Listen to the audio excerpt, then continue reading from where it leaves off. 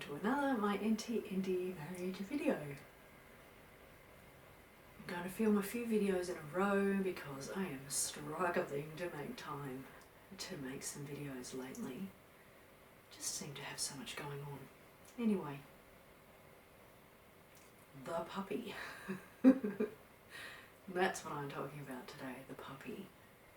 And it's in reference to hubby's special interests and random rash decisions that he makes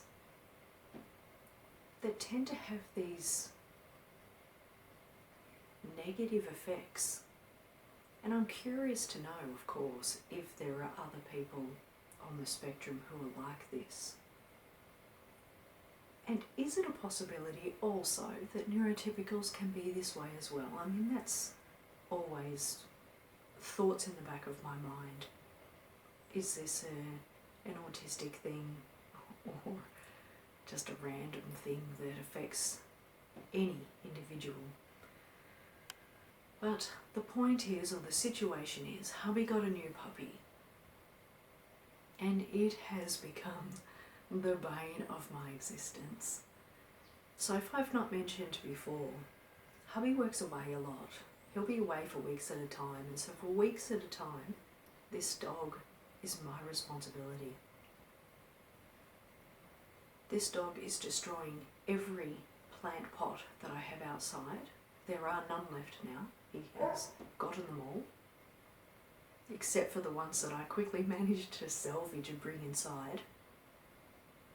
He's chewing the outdoor furniture. He's wrecking the outdoor cushions.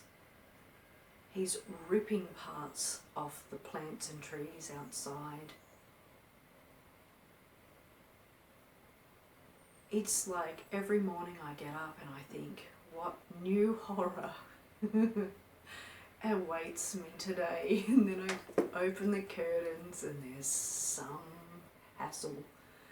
And I'm so stressed and depressed about the whole thing. And I'm stressed and depressed because when I lived with hubby at his place, he had a big backyard and I brought him a big dog. He'd always wanted that dog. I brought him that dog for Christmas or birthday. Then we moved to my place, which had a big yard. He sold his house, he moves to my place. That dog's happily living in that big yard, having the time of her life, loving life.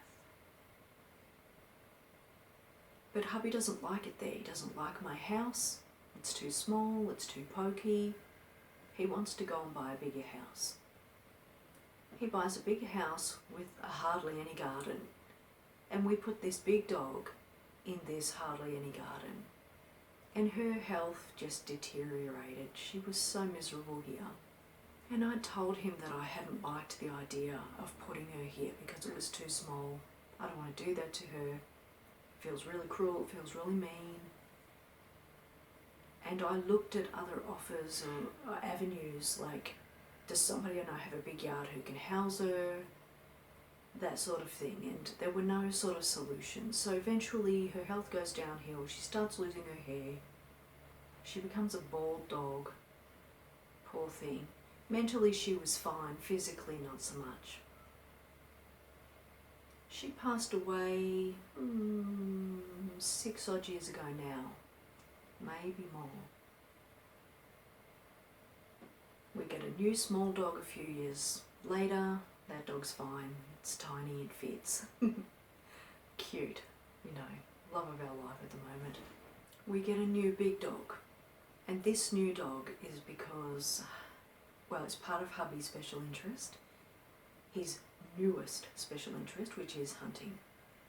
He's gotten this dog so that he can take it hunting a couple of times a year that he goes hunting. The dog doesn't fit in the yard. It's too small for the dog is too big, and it's only a puppy. Like, the mind boggles. And so he's kind of gone and made this rash decision to get a hunting dog for a hobby of his that he only does a few times a year. Meanwhile, back at the ranch, the dog is here every day, trashing the yard. slowly going through everything, and I've had to bring everything inside, including the barbecue and the outdoor furniture. So it's kind of turned into a little bit of a situation that we're all now trying to deal with. And we'll figure it out. You know, maybe we'll rehome him or something, I don't know yet. We'll work something out. I feel like the dog cannot stay. It's just, I mean, it's cruel again. It's mean to have a big dog that requires space in a small yard. But while I've mentioned that, I want to go into a little bit of detail with regards to how hubby tries to problem solve this issue. So he says to me, the issue is that we're not walking the dog. When hubby's away, we're not walking the dog.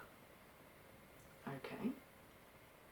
My reply to that is, the dog's destroying things even when you're home and you are walking the dog. And he walks the dog sometimes 2 times a day, big walks.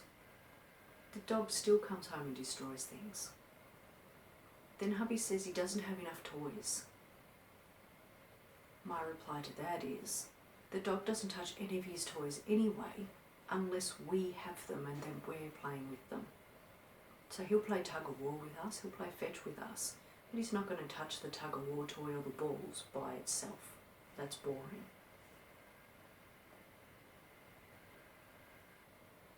So he's trying to problem solve, work his way through it, try to figure out solutions when the main issue is that the yard is too small.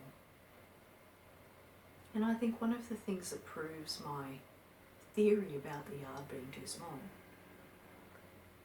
is that periodically we go and stay at a farmhouse that has loads of room, and we take the dog. And he doesn't dig there, he doesn't eat the furniture, he doesn't dig up the plant pots, he doesn't rip the trees apart. He isn't doing anything like that. And we're not walking the dog there, and he doesn't have X amount of toys there. There is one toy there that he doesn't touch unless I pick it up. So that suggests to me that space is the thing, it's the key. If he's got space, he's not pestiferous. In this yard where there's not a lot of room for him to run around and explore, he's bored and restless. And so this is our new situation with his special interest having an adverse effect on family life. Anyway, comment below, can you relate? Have you been in this situation before? If you are on the spectrum, you have a special interest. Do you see his logic? Either way, comment below, love to hear from you, and thank you so much for taking the time to watch this video.